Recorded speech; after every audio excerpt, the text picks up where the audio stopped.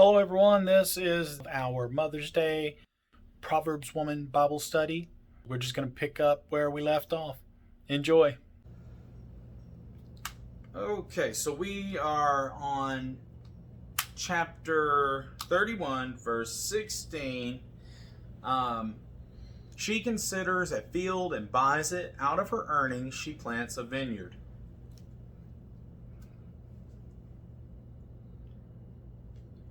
I guess, what I see here is that she's industrious and resourceful, and then she reinvests what she's made. So she's not, she's actually doing something. She's resourceful, and then she's resourceful with the resources her resourcefulness makes. So I guess that's what I see here. On verse 17, she sets about her work vigorously. Her arms are strong for her tasks. It seems pretty straightforward. And the only thing I would think about this one too is that hard work does grow strength. So something I've noticed is when you're spoiled and you don't work very hard, you tend to get soft in other places. So just as usual, there's all, in my opinion, from what I've found in personal experience, is the physical realities of this world a lot of times are great analogies for the spiritual and mental realities as well. So when you work, you get stronger. When you work your arms, when you work a job, you physically get stronger. But when you work mentally, you get mentally stronger, and when you work spiritually, you get spiritually stronger. So is there anything you want to add to that? Or verse 18, she sees that her trading is profitable, and her lamp does not go out at night. So does she gets up early and she stays up late? Does she ever sleep? What do you think about this? Does this like conjure anything in your mind? I mean, going back to that staying up all night thing. Kind of like what you covered before. Yeah. I want to posit something else here, just from like a biblical symbol point of view. In Matthew, Jesus tells a parable about these wise women, some wise, some of them not, and they have to keep oil in their lamps. So the prepared women who are waiting on the bridegroom, waiting for the wedding, they went out in advance and filled their lamps with oil. Yeah. While the unprepared people just ran out with whatever they had, and then whenever it starts getting late, then they realize, now they think of it. Now, my lamp's gonna run out. I see this as prepared. Being prepared. And another thing that kind of jumps out at me, I can't help but think of in the Bible. There are a lot of verses talking about God snuffing out the lamp of evildoers. So. And if I'm not mistaken, I believe that was, a lot of those verses were written by David, Solomon's father.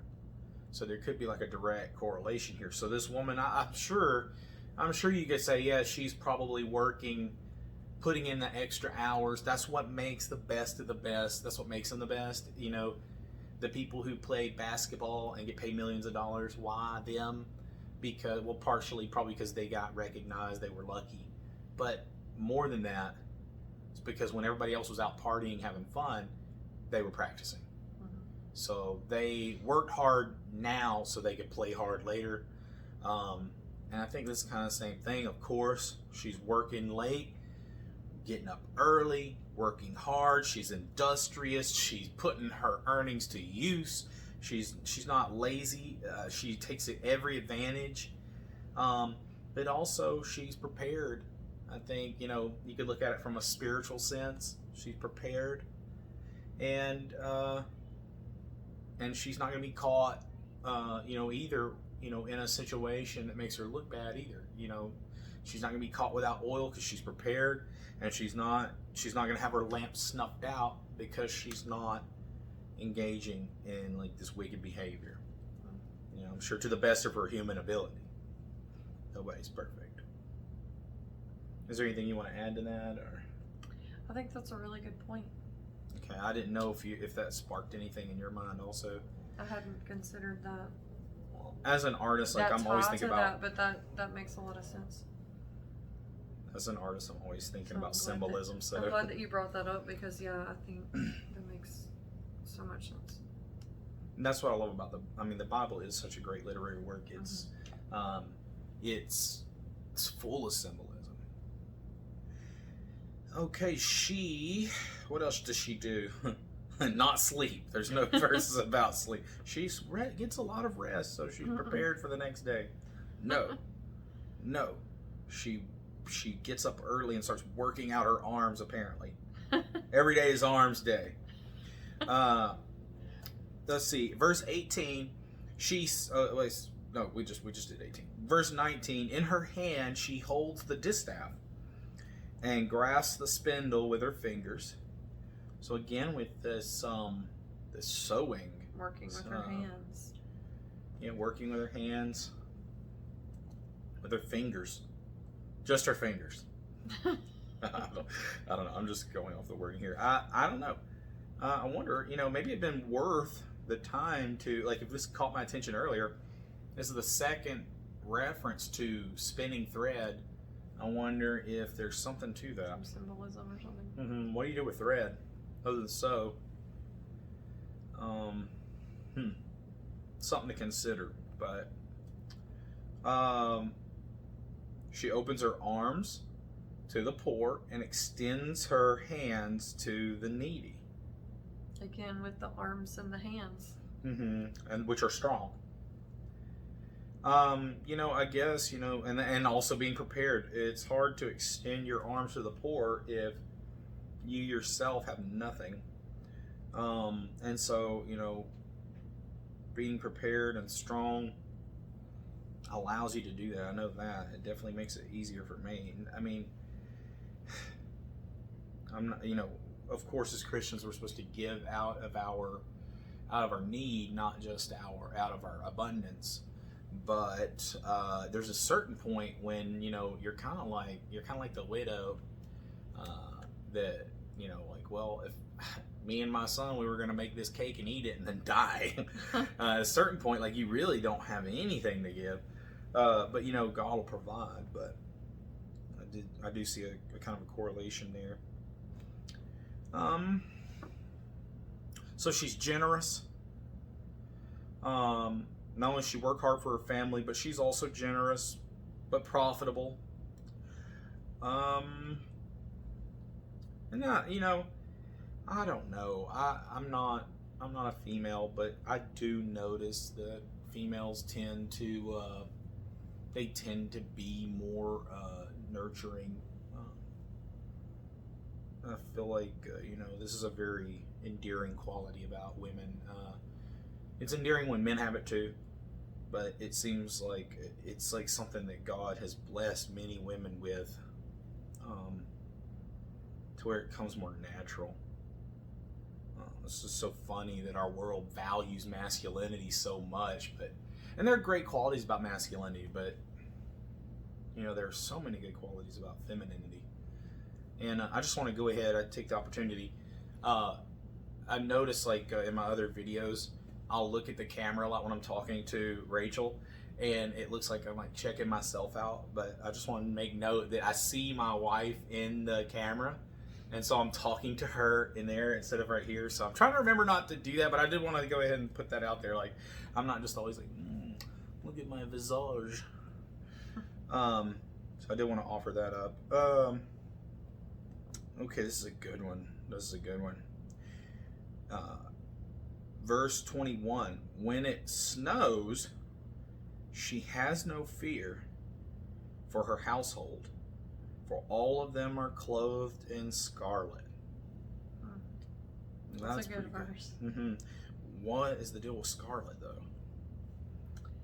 Well, it's red. It's red. Like blood. Mm-hmm. Like blood. Like Jesus' blood. Mm-hmm. And you have no fear. What a beautiful reference to Christ. It's starting to make me want to tear up just thinking about it. Yeah, definitely. I can't, I'm not a conspiracy theorist or anything, but, I can't help but see that symbolism there. I think, I'm a firm believer that I got in an argument with somebody the other day. Not like a uncivilized argument, but an argument nonetheless, with another Christian who was trying to tell me that, all of the New Testament was just a symbol for the Old Testament. And I was like, no,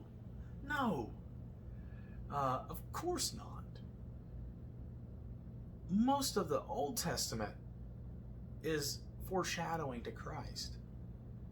Completely getting the cart before the horse. Who is our Redeemer? What is the Bible about? What is the Bible? Why do we have it? Are you asking? Yeah, it's an open-ended question, but yeah, you can answer it. The Bible is our letter from God, our guidelines, this is what we live by. This is God's word. And it's a book about our relationship with Him. Every bit of it deals with Him. Like, so people ask, are dinosaurs in the Bible? Maybe, but they're not very specific verses, right? They're just, talking about animals that have legs.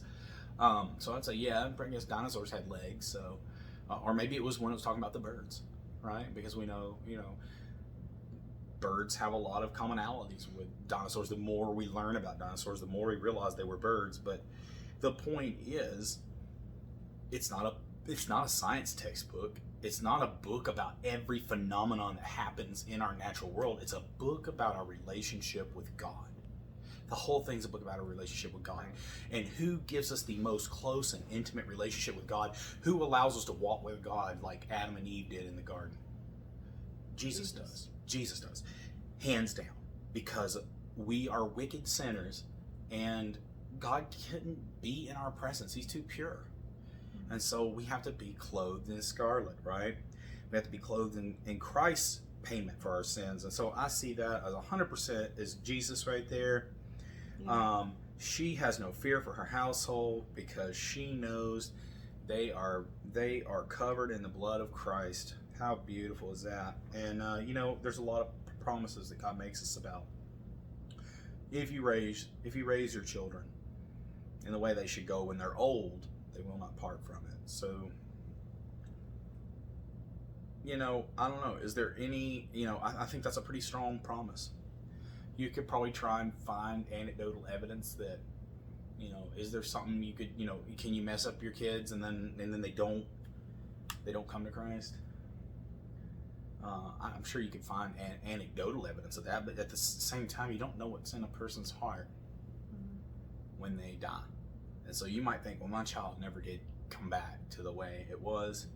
I mean, obviously, a critical person like me, who's very critical, might say, well, maybe you didn't raise them in the way they should go. But at the same time, you don't know. I don't think anybody can raise a kid perfect, and you don't know what's in a person's heart on their deathbed. I got converted without saying a word out loud. But there were books written in my heart at the moment I got saved. It was like a feeling that expressed so much. It was a feeling saying, God, I 100% submit to you. I accept Jesus as who He says He is.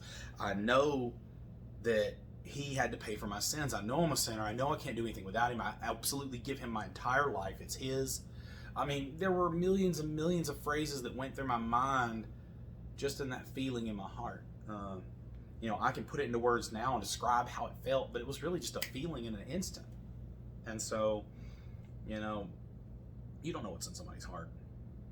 But God makes us that promise that if we raise our children, teaching them about God, when they get old, they'll come back to it. She makes coverings for her bed. She is clothed in fine linen and purple. What do you make of that? Ooh, I don't know. Sounds like something my daughter would like. Yeah.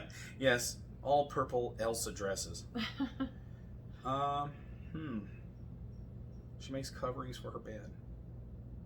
Let's go back to maybe the next she verse. works hard at clothing her family and herself. Even though she's working Is there hard, some vanity she in still this, or? finds time to. So she's not a complete. She's not a complete like. I don't want to put those. Yeah. She's not just with really buff arms. We can see that. Let's see if the next verse sheds any light.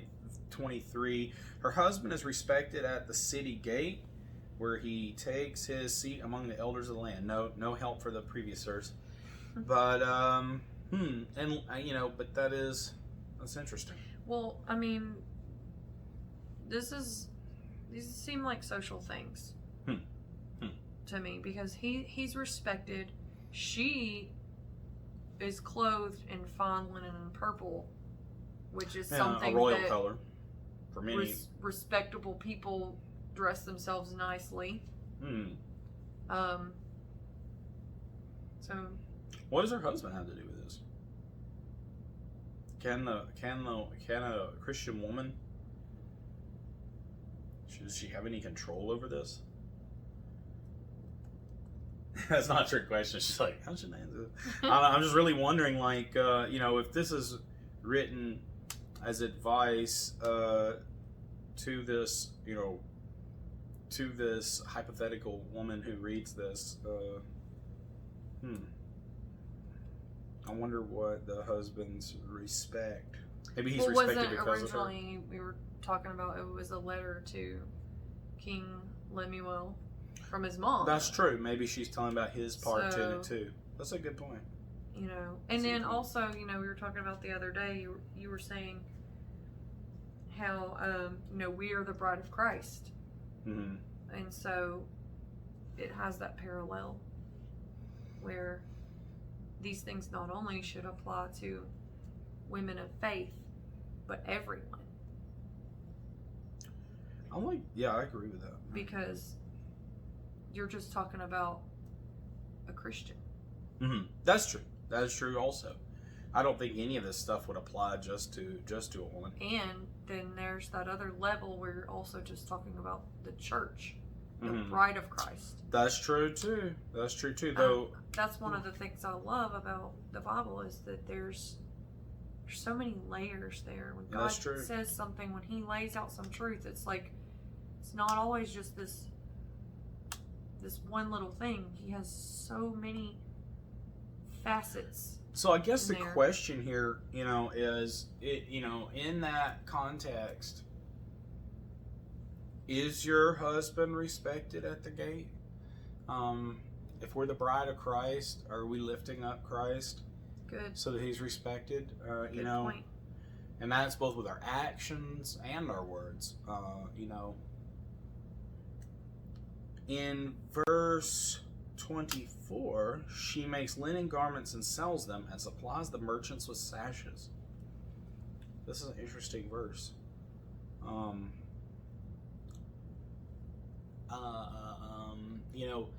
I can't help, from my point of view, I don't know what Rachel's going to say about this, but I can't help from my point of view but think it is, these women are producing, basically they're producing the commodities that make the world run. So their wisdom supplies the world with wisdom here, and they're training men and women who are going to be rulers and everything else, that are going to make policy, that are going to be teachers, that are going to teach the next generation. These women are literally shaping the world, and they're doing so with the work of their hands too. So I'm an artist, and I'm also a conservative, and so I'm starting to think, the things I produce, and like the gross national product. I mean, the market has nothing to sell without these industrious people. And that's the way I see it, because I'm a maker, and that's what I think about. That's a really good point. And just to back up just a minute, because in the last we can't verse, back up. in the We must go forward. I know we're in a hurry. I'm just kidding. We're not in a hurry. We're not. But on the last verse, when you said, Our kids "Are we will lifting explode up soon. Christ?" You know, as a Christian wife, how are you projecting your husband? Are you talking bad about him behind his back? Yeah, that's to true. Your friends? That's true. Or you're okay, like my first marriage, and once again, I'm not gonna try to throw my ex-wife under the bus because we are still friends. But I don't think a whole lot of people in town respected me when they found out that my wife was unfaithful, right? And you feel like in a situation like that, you're like the last person to know, and it's like, why didn't anybody tell me I looked like a fool? And you do look like a fool. I mean, they even have derogatory terms based off of men whose wives cheat on them.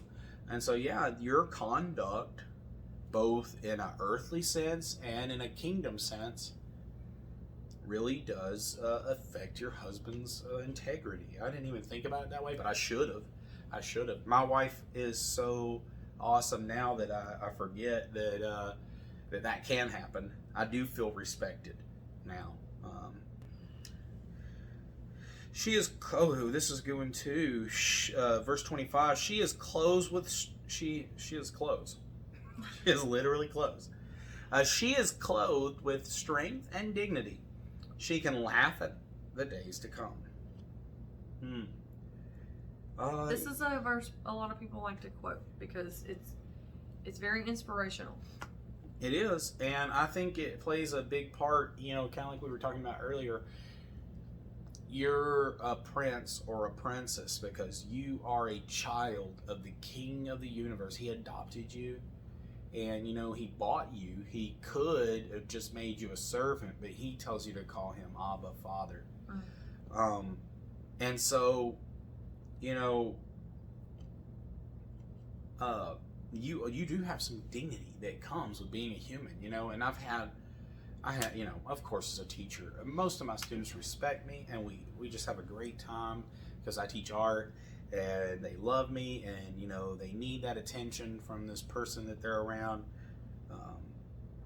this authority figure, but not all of them. There are some, they can't. The system doesn't work for them, and whatever's going on in their lives and all kind of factors come into play, and they hate me because they see me as a symbol of me. It's like me personally, like I'm making them go to school. Like, yep, that's right. If it weren't for our art teacher, we could just go run amok. It's like it's me personally writing these laws, but they do. And I had a student come in one time and tell me, like, listen to me, I don't like you. Because I wouldn't let him come into my class because he wasn't my student. And he wanted to come in there and talk to his girlfriend. And I told him, I'm sorry, I can't just let students in. Because, if you do that, then everybody wants to come in. And what do you say? Like, well, no, I'm letting him in, but I'm not letting you in. And these kids, they have other classes they need to go to. They have things they got to learn. Every class can't be art class. And so I told him no. And then he comes in, like, at the end of the year, and he tells me, I don't like you. And I told him, well, it's a good thing that my dignity doesn't come from you. So, it comes from God. And so there's nothing you can say, you didn't give me my dignity. God gave me my dignity. He gave me my purpose. He gave me my self-image of me. Like, I have pride and dignity because he gave it to me. And so you can't take it from me. And that was my point. And I fully believe this. There's nothing, and that's one of the reasons we don't have to. If someone doesn't respect us, no matter what we do, and we're living like Christ to the best of our abilities, and they still don't respect us, that's their problem. Because we have dignity, whether they see it or not. And our strength comes from God too. That's right, and our strength comes from God too. So, where does my help come from? Well, so then you could deduce that she's clothed with strength and dignity. She's close to God. And so she can laugh at the days to come, and yeah, I feel like she's not worried about the future. So many events. I'm not saying I'm always like this stalwart rock of faith. I do worry from time to time, but and to be honest, just like a practical tip. When I lose a little faith and I start to worry and I try to take a lot of times, if I think about it, it's because I'm tired. being tired, really, it makes you vulnerable to attack. And so when I go to sleep and wake up in the morning, I get in the Word, read it first thing in the morning, and then I'm like, yeah, I can take on the world. I'm not worried about this problem. But about 10:30 at night, it's like, oh, everything's hopeless. And so staying in God's Word, but also just not letting yourself get in that state to where you're so tired that you lose your faculties, because faith is very cerebral in a way. And not getting sleep makes you very emotional and not very rational. And so, when you're rational, you can think, well, God saved me 1,000 times. And he pulled me out of this pit, and this pit, and this pit. So isn't he always going to do what's best for me? I don't have to worry. I may not get what I want, but I never have to worry. But you can't think like that when you're tired. Because you can't think. So that's just a little practical advice. But also don't sleep if you're a woman, because you gotta stay up late and you gotta get up early. But I don't think that is exactly what that means. But who knows what they meant by late and early too? It's not like today. Today like 1:30 in the morning is late. I don't know if that was the case then when they didn't have electric lighting. If you enjoyed this video, please consider liking and subscribing.